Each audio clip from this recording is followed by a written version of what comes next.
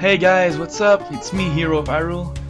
Just a quick message here. I was supposed to upload this video the next day of my apology video, but I had to be hospitalized because of an allergic reaction, so I guess I just wasn't lucky. So sorry again, my bad, man. Stupid allergies. Yeah, anyway, I hope you guys are ready for the second episode of Road to E3 2016. This week, I'll talk about 5 things that I want or want back in Zelda UNX. Just so you know, the following list is in random order, okay? So let's get started. Number 5. A lot of gear items. In the latest Zelda games, gear items have been very limited on what we can use and what we should use. I'm not talking about inventory items like the bow or the hookshot, but gear items such as shield, swords, tunics, and even boots.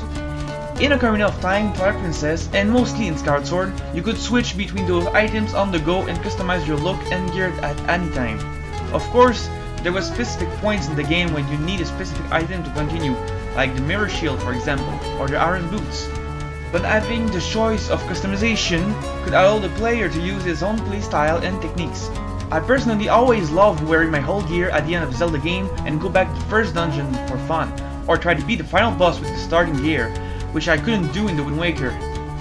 It will also open the door to more unique challenges, like over boots only, blue tunic only, etc. Number 4. Multiple ways to kill enemies and bosses. Killing enemies with the sword is cool, but using your own items to kill these enemies is also cool. In Twilight Princess and Skyward Sword, for example, you could kill a Stalfos with your sword then with a bomb, which is considered the standard way to defeat them. Or you could also use your bow and arrow and the bombs in Skyward Sword to kill them almost instantly, making them look like weak enemies. I don't want easier enemies to defeat, but I do want different ways to kill enemies, so you don't have to rely on bombs or arrows to defeat a certain enemy. For the bosses, Nintendo should change the formula a little bit. I think a big monster in a closed arena type space, the bosses were very limited on how they could be defeated. Eiji Aonuma said that they may take inspiration on Hyrule Warriors for the boss battles, which is a good thing.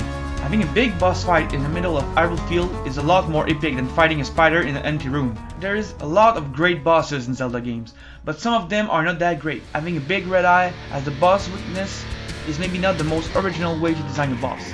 I hope the next bosses are gonna be different.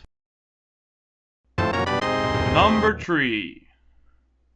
Optional and rewarding dungeons. Outside of the main dungeons of a Zelda game, there is not a lot of rewards for exploring.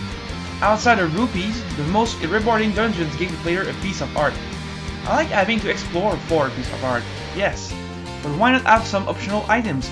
With the new big world of Zelda UNX, there is more than enough space to put many optional dungeons for the player to explore. This would also help the problem with Zelda items that made them almost useless outside of their respective dungeon.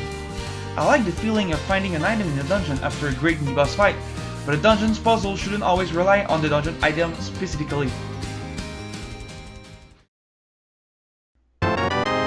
Number 2.